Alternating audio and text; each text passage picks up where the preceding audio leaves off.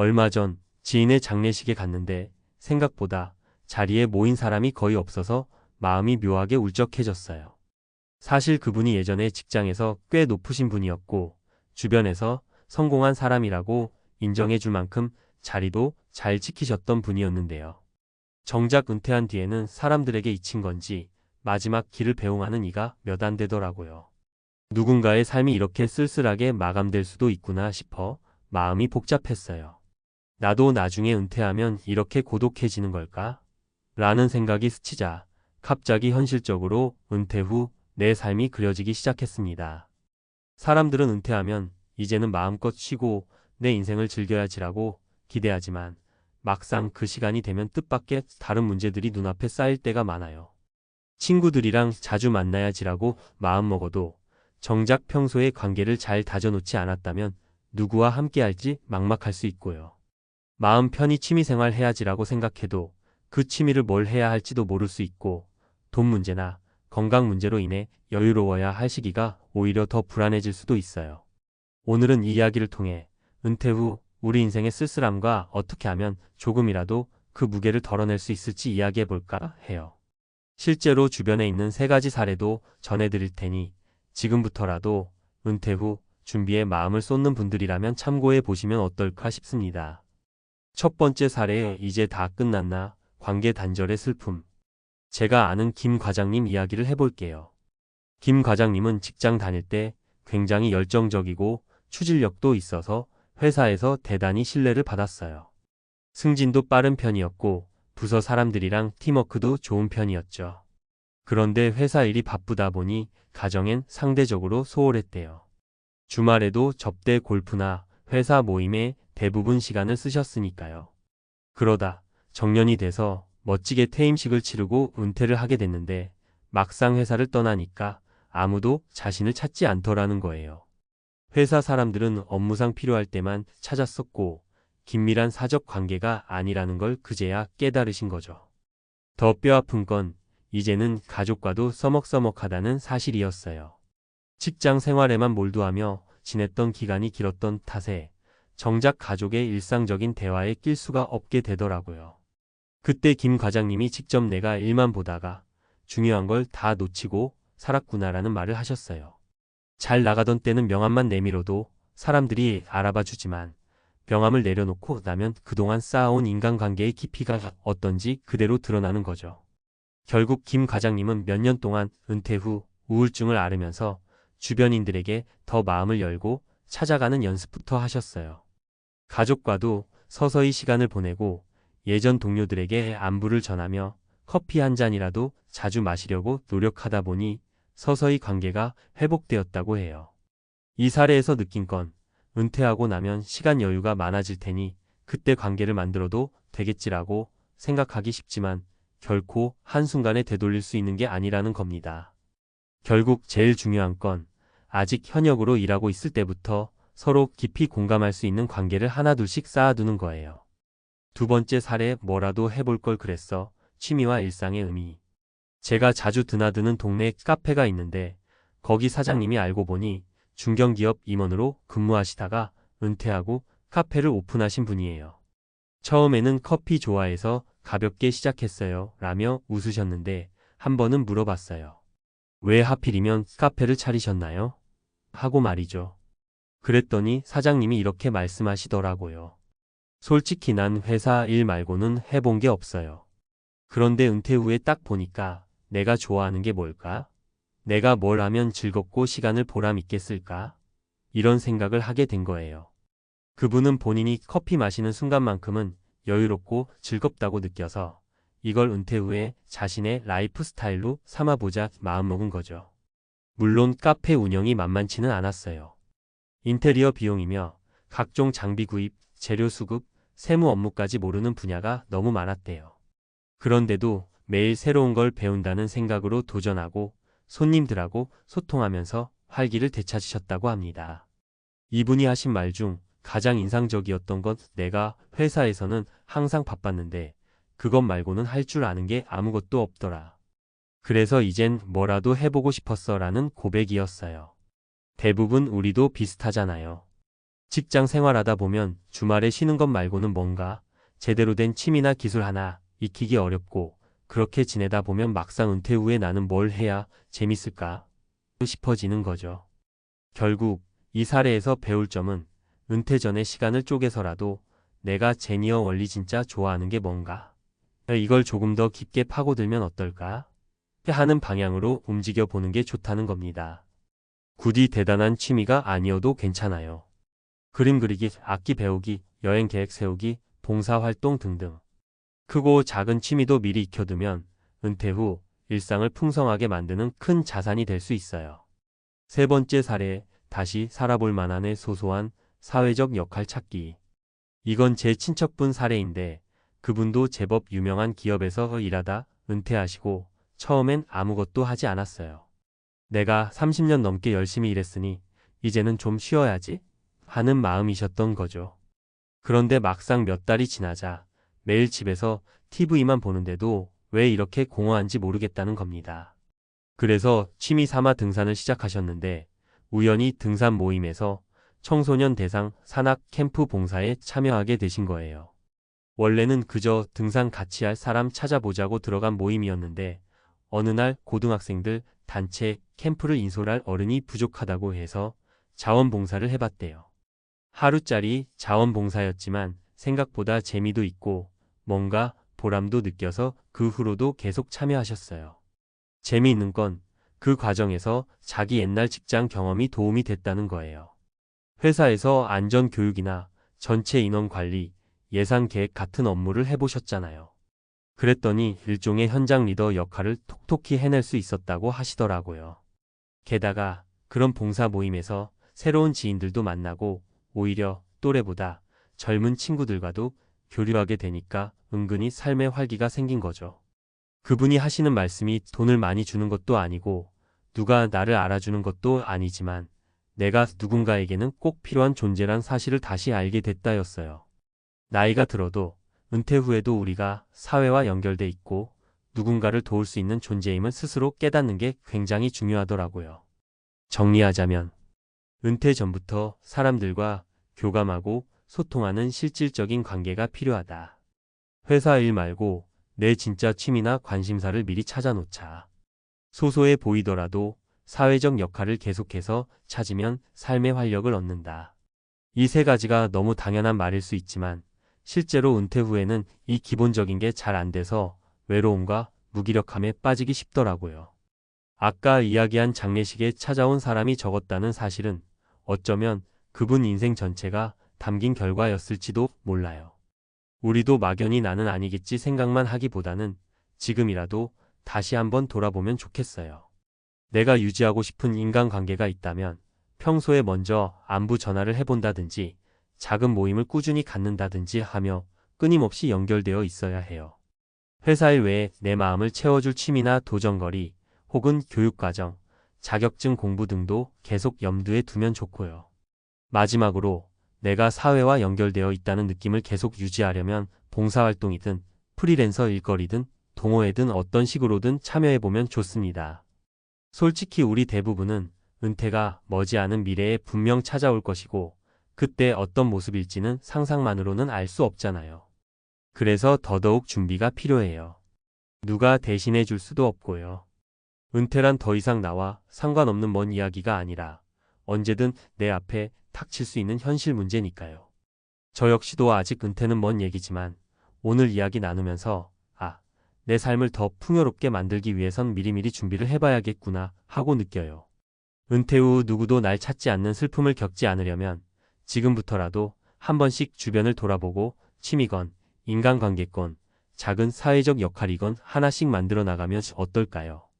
분명 세상은 그리 만만치 않을 테고 특히나 은퇴 후의 인생은 우리가 겪어보지 않았기에 더 낯설고 외롭겠지만 그래도 우리가 서로의 경험을 나누고 도움을 주고받으며 살아간다면 쓸쓸함의 무게가 조금은 덜하지 않을까 싶습니다.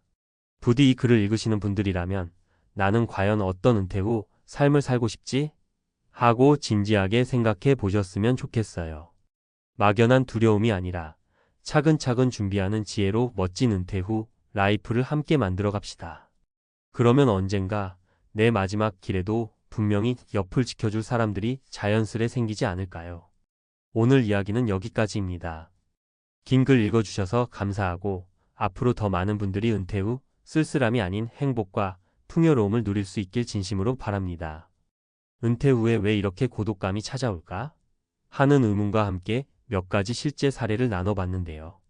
사실 많은 분들이 은퇴를 코앞에 두고서도 그 현실적인 무게를 깊이 실감하지 못하다가 정작 그 시기에 들어서야 대면하게 되곤 하시더라고요.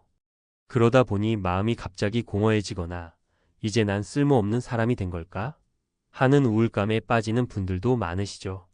오늘은 제가 전문가 칼럼 형식으로 은퇴 후 찾아올 수 있는 쓸쓸함의 이유와 그 예방 및 대처 방법을 조금 더 심층적으로 말씀드려 볼까 해요. 앞선 사례들을 복기하면서도 구체적으로 우리가 어떤 준비를 하고 어떤 사고방식을 가지면 좋을지 함께 나눠보도록 하겠습니다. 이 은퇴 후 쓸쓸함 왜 찾아올까? 우리가 현실적으로 은퇴 후에 느끼는 가장 큰 변화 중 하나가 바로 사회적 역할의 상실이에요. 직장에 다닐 때는 어찌됐든 누군가에게 필요한 존재이고 하루하루 스케줄도 바쁘잖아요. 그런데 은퇴와 동시에 더 이상 직장인이 아니게 되면 당장 내 가치가 뚝 떨어진 듯한 느낌이 들 수밖에 없죠. 누가 불러주지도 않고 나를 계속 찾을 이유도 줄어드니까요. 또 하나는 관계의 단절 문제인데 사실 직장 동료들과는 업무적인 필요 때문에 엮여 있던 경우가 많아요. 막상 퇴직하고 나면 서로 바쁘다는 이유로 소원해지기 쉽고 게다가 취미나 생활 패턴이 달라지면 자연스럽게 멀어지기도 해요. 오랜만에 연락하려 해도 괜히 번거롭게 만드는 건 아닐까 싶어서 연락조차 머뭇거리게 되죠. 그리고 은퇴 후에는 경제적 변화도 무시 못해요. 정기적인 수입이 줄어드니 마음의 여유도 함께 줄어드는 거예요. 조금 더 쓰면 안 되나 싶다가도 다음 달이 걱정되고 자식들 눈치까지 보게 되면 어느새 본인 스스로 움츠러드는 거죠. 이렇듯 은퇴가 가져오는 여러 가지 변화가 심리적으로 위축과 소외감을 불러일으키기 쉬워요. 따라서 이 문제를 단순한 마음의 문제로 치부하기보다 구체적인 대비와 준비가 반드시 필요합니다. 이 어떻게 준비하면 좋을까? 세 가지 방향성. 1. 관계 유지와 확장. 첫 번째로 강조해드리고 싶은 건 관계 유지와 확장이에요. 앞서 소개해드렸던 김 과장님 사례 기억하시죠? 평소엔 회사 사람들이나 업무 파트너를 통해서 관계를 맺었는데 은퇴하고 나니 전부 끊어졌다더라 하는 이야기가 있었잖아요. 미리부터 사적인 친분이나 동호회, 소규모 모임 등을 만들어두면 훨씬 좋습니다.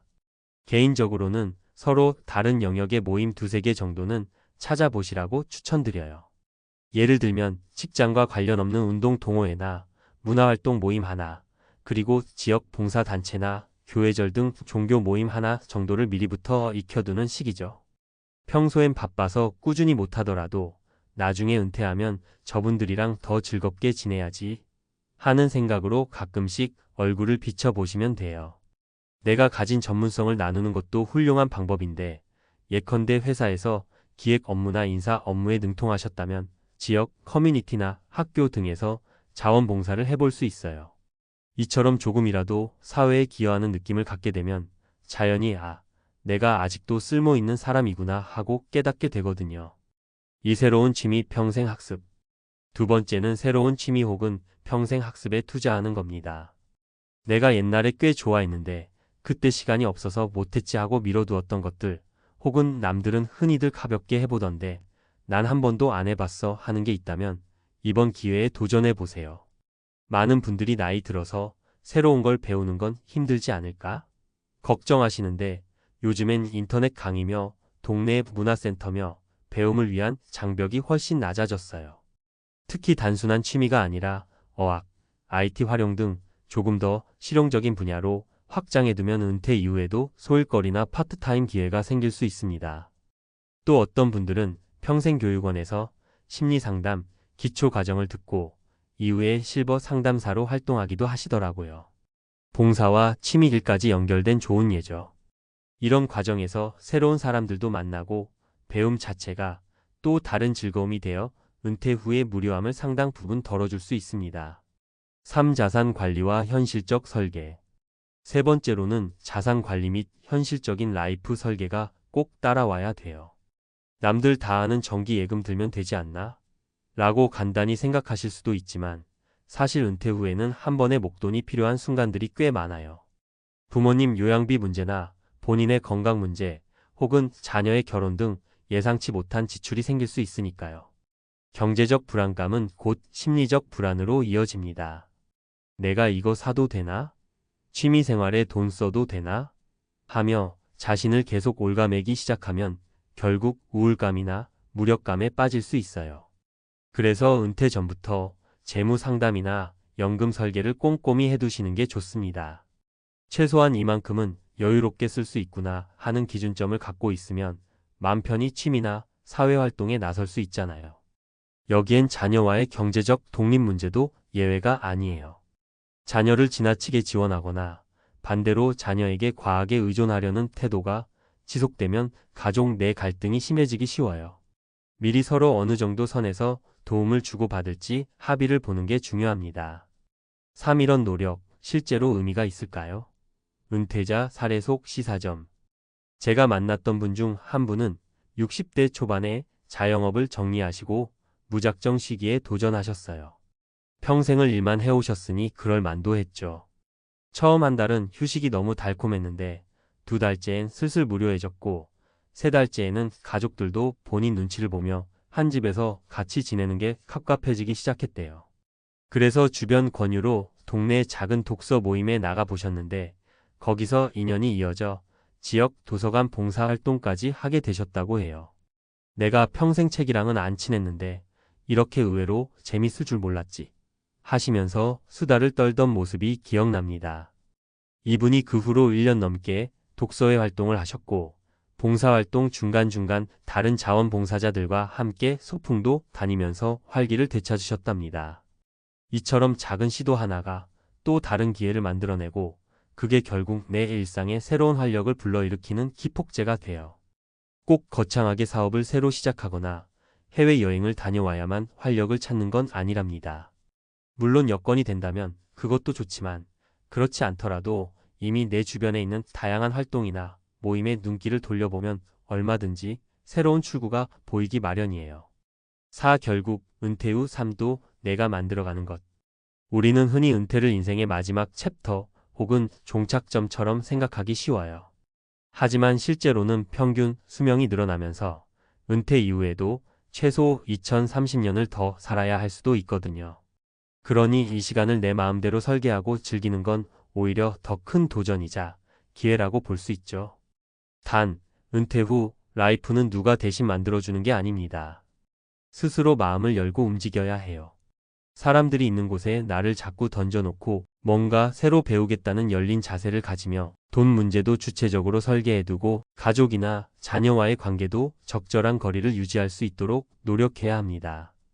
나이가 드니 몸도 예전 같지 않고 뭘 해도 겉돌기만 해 하고 체념하시는 분들도 많지만 사실 그 시작이 쉽지 않을 뿐이지 한번 발을 디디면 생각보다 많은 분들이 금방 적응하시고 즐거워하세요. 사람과 연결되고 세상에 참여하는 일은 본능적으로 우리에게 성취감과 즐거움을 안겨주니까요. 오맺은 말 미리 준비하는 지혜, 뒤늦게라도 하는 용기. 은퇴 후 삶이 눈앞에 보이는 분들에게 제가 드리고 싶은 마지막 조언은 늦었다고 생각하는 때가 가장 빠르다는 말이에요. 혹시 은퇴를 코앞에 뒀는데도 아무런 준비가 안 되어 있어도 괜찮습니다. 아, 이 문제를 인지하는 순간이 바로 준비의 시작이구나 하고 마음먹으시고 지금이라도 한 걸음 나아가면 돼요.